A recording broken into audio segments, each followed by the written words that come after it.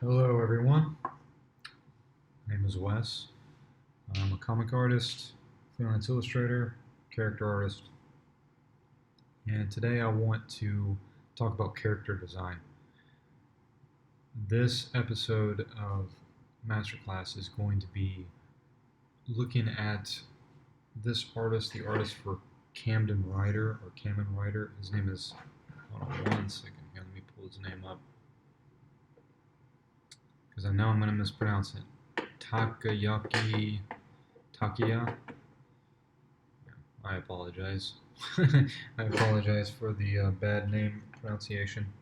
But today we're going to be looking at his work and the work that he did for Camden Ryder and analyzing some of the different principles that he's using in order to create the effect it is that he has with his character drawings, because this guy is a master in character design, and he has so much freedom and so much creativity in the characters that he designs and the way that he does it, that if you're new to drawing your characters, you can learn a lot from him because he has so many different he has so many different ways that he expresses the principles of character design, right?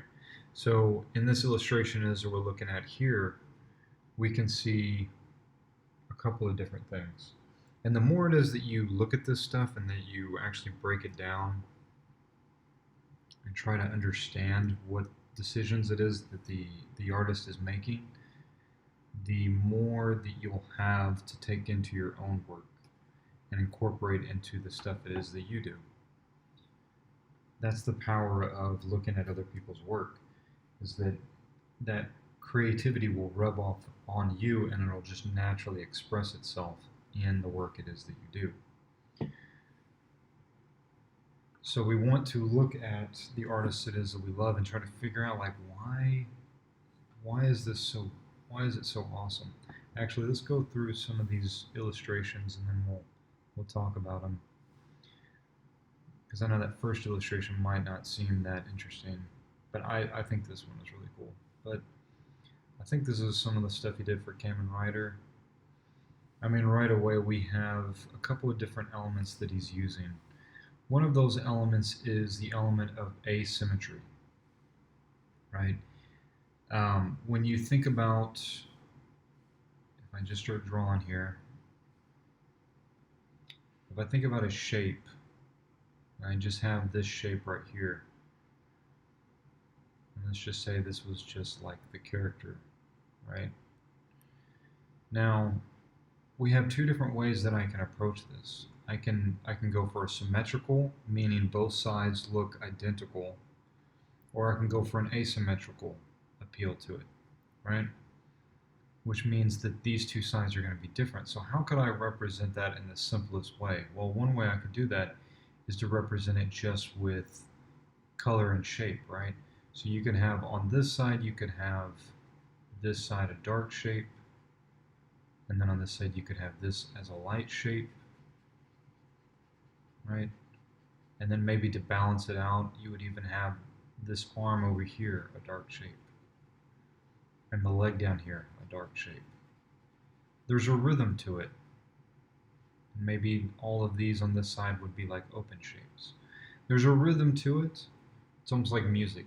It's like on, off, black, white, right? So when we look at this illustration, we can see that element in his work right away, because we have this fire element that's burning, that's going across the figure, right? And it's creating this contrast between these two different sides, right? And part of what helps create that contrast is you have elements like this sphere in the middle that is that is symmetrical, and then you have what's going on around it. You have things that are asymmetrical, right? This arm does not look the same as this arm. This leg does not look the same as this leg. Another thing that he's doing is that he's patterning the overall design around a specific shape, and that shape is a triangle type shape, right? We have triangle, we have square, we have circle. Everything is a variation of these basic shapes. So when we pick a character, we want to pick a shape that represents what that character, what his personality would be, what his theme would be. So we could think of a triangle shape as being strong or deadly or lethal, right? It's very, it represents power. Square, on the other hand, might represent stability, and circle might represent something like holiness or completeness, right? So we have this character design here, and what we notice is that there's a lot of triangle shapes all throughout this character design, all these character shapes.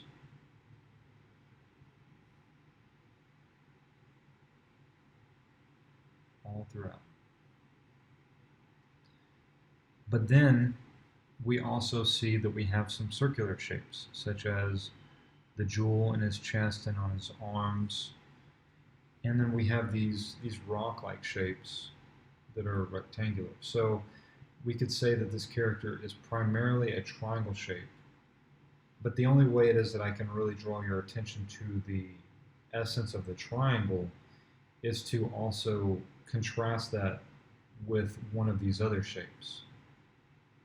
So in other words, the decision he's making is that this character is going to be primarily a triangle shape, and I'm going to explore these triangle shapes in big, medium, and small ways through all these different flames, right?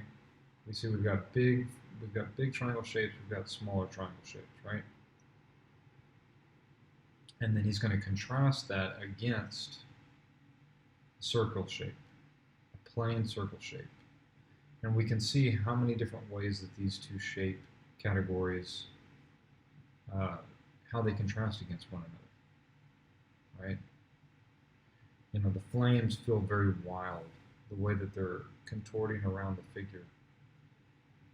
You know, again, if we dumb this down and then we trace over it, we can see that the form itself is churning in space in a very dynamic way. Right?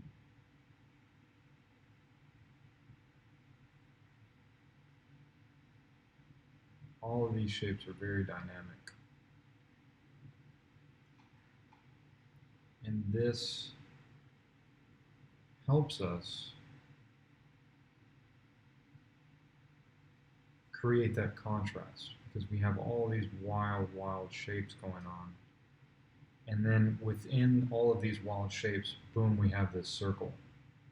And this circle almost stands as like a mid-ground between this side of all this wildness with something that has a little bit more stability and looks more like armor. You know, I mean, it looks like he's got rock armor that is partially on fire.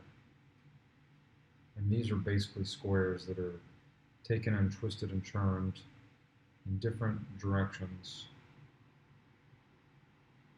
showing you different sides of the design itself, right?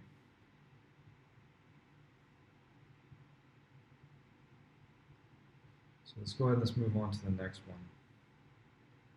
Again, I mean, like, I love this guy's stuff because his stuff is so psychedelic. It's really cool stuff.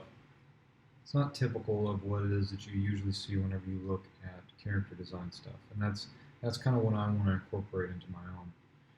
Again, we have these two different contrasts. How do these two sides contrast against one another? You know, one is gray, and then we have rainbow color over here. We have shapes that are radiating out to the side, and then we have shapes that are radiating out from the center. Right? Interesting, the boots are the same color. So maybe that helps the viewer's eye from going down and sitting on the bottom.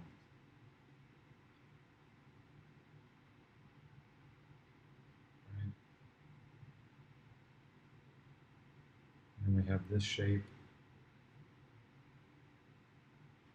Again, we have that square shape, and we have these circular shapes. And we could say that this is a circular shape, right? This is a circular shaped themed character. Because these shapes here, what are they? They're basically discs. Yeah, they're basically discs that are poking out from his body.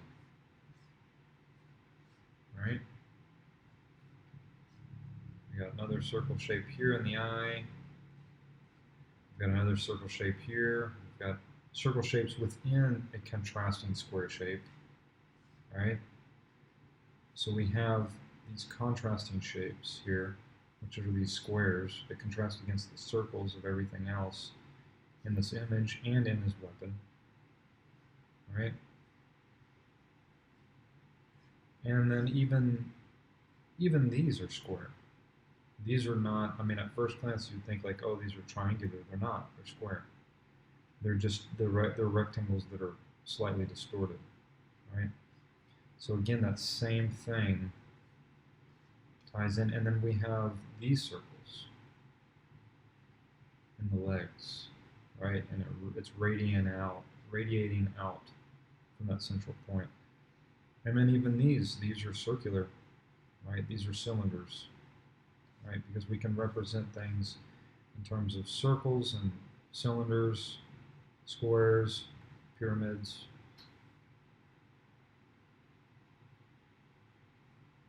Let's actually go back to this one. What I mean by that is like, let me clarify that. So we have circle and perspective is basically a cylinder. These are our building blocks. We have the square, which is when we take this square, we take this basic shape and we break it down into something in perspective, we have a cube. This sits in perspective, right? It's not a great cube.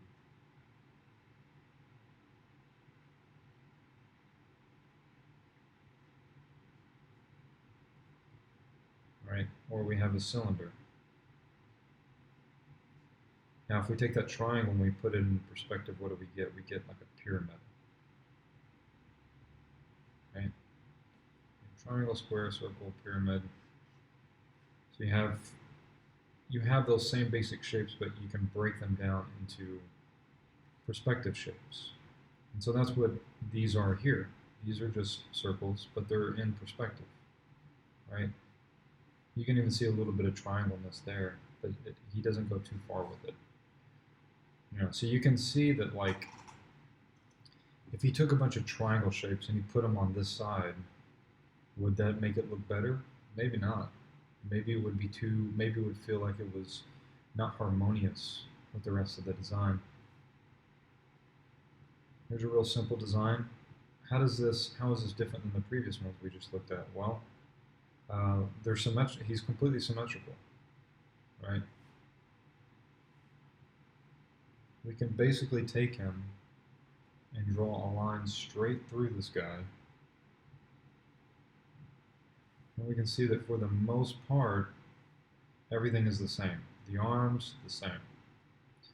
The torso, the same. The symmetrical symbol of the heart, the same. The legs, pretty much the same. Right? It's just the perspective's a little bit different. But then let's go and let's look at the face. Now he's putting the contrast. Everything else is the same, but he puts the contrast over here on this side. Why is that? Because he wants to draw your attention to the face. And that's the way it is that you draw your viewer's attention somewhere. Is you figure out where do you want them to look, which we always want them to look at the face, right? We always want them to look at the face. And so we contrast that element to the rest of the piece. Again, we go back. I mean, I think that what he does is that he looks at a lot of ordinary, everyday things and he tries to put them together in like an illustration or a character design. Because some of these can get really off the wall really quickly. But again, we see those contrasting elements. We see the contrast in the color. We see the contrast in the shapes of each side. You know, they're both triangular shapes. This one is much more sharper. This one is much more like a tentacle, right?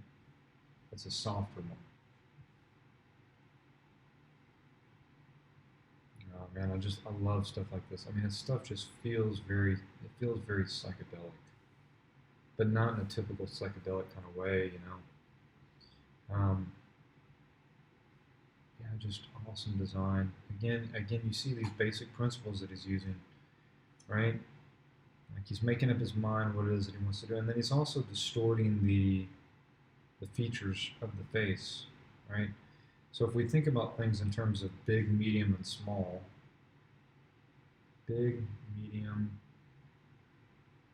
small. You see the head is big. You could say the torso is medium. The hands are small compared to the rest, right? And then we have these repeating shapes, the circles, all of these circles, all over the place. Circle, circle, circle, circle. We have these spiral shapes in the ears.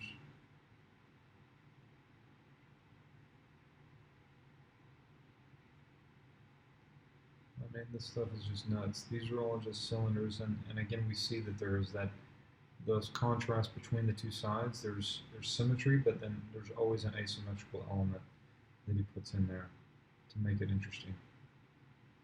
This is the sort of stuff I love. I mean, this feels like something out of Spawn or something, but you know, again, we have that asymmetry. You know, we have one side of his body that's very much wrapped up in armor. Looks like some sort of a bone armor thing going on, and then we see the other side where it's just the flesh. Very cool design. And you can tell that he just has so much fun creating characters that it looks like he just looks at random things in his environment and tries to figure out a way to make a character out of it. You know, you've got the number pad over here for like a game controller. Looks literally like a game controller for like the original Nintendo, right? And then we see there's some sort of device on his arm. We see a joystick around his waist with combo stuff on his pants. And then we see his shoes are like joysticks too. Yeah. So that's a good exercise as well, as like looking around in your environment, looking at the environment and taking inspiration for how it is that you can create a character design for that. That's a good way of exercising that design skill and playing around with these ideas of symmetry and asymmetry. Like even within this piece, he has asymmetry here with these two elements. These two elements do not look alike. But the face, he has a pattern that goes through it, which is a giant X, and then you have the eyes, and then you have these two things coming down, and then obviously you have the teeth and whatnot. But then again, you have another asymmetrical element in the arms. So the arms are asymmetrical. The legs are symmetrical. The pants, symmetrical. The torso, I mean, there is symmetry to most of it, but clearly not on this side. So you could say this is like a pattern. You could say it's asymmetrical, then it's symmetrical, then it's asymmetrical again for the torso, and then it's symmetrical again for the pants, but then it's asymmetrical for the arms, and then it's back to being symmetrical for his shoes. So within this one drawing, he's playing around with the different areas. You know, he's looking at the head and he's getting symmetry out of the head, and then he's letting that symmetry go in the armor around the character. But then he ties it back together again with more symmetry at the bottom, right? So it's like he starts the illustration at the top with symmetry and ends it at the bottom with symmetry, and in between there's variation. So you could say it's almost like a sandwich of symmetrical design, asymmetrical, then symmetrical. You know. I mean, the stuff he comes up with is so wild. I love stuff like this. Yeah, I mean, again, it looks like something out of some sort of a trip. Very cool. I love that. I think we're going to be getting close to the end of this. Yeah, I mean, again, same thing. This is a very symmetrical image. But even in this very symmetrical images, they look very interesting because he's using lots of different shapes. And the reason why he's getting these different shapes is because he's not just looking at other character artists, he's looking at his environment. You know, like you can tell that one of the exercises that he does is that he just looks around himself and he looks at the shapes of things and he tries to take those and then co-opt them into a character design that uh, he can use that as a way to exercise his design ability. This one is just awesome. I mean, you could see like maybe he took some inspiration from a ring, right? From like a jewelry ring. So there's no limit to the inspiration it is that you can take, because this looks like a ring that goes on a finger, and it's like horns or something that's going around the head, right? So he's expressing that concept,